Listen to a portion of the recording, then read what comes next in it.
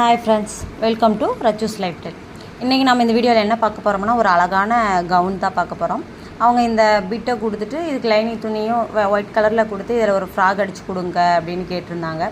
சரி, நானும் அந்த பாப்பா பார்த்திங்கன்னா ஒரு 8 வயசு பாப்பா.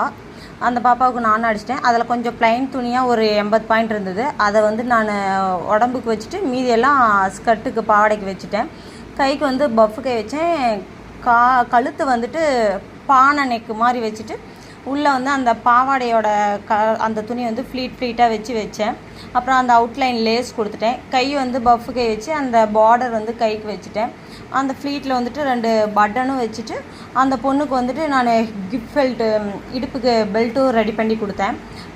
இந்த கவுன் நல்லா மாடல் நல்லா இருந்தது. கலரும் செமையாக நல்லா இருந்ததுங்க.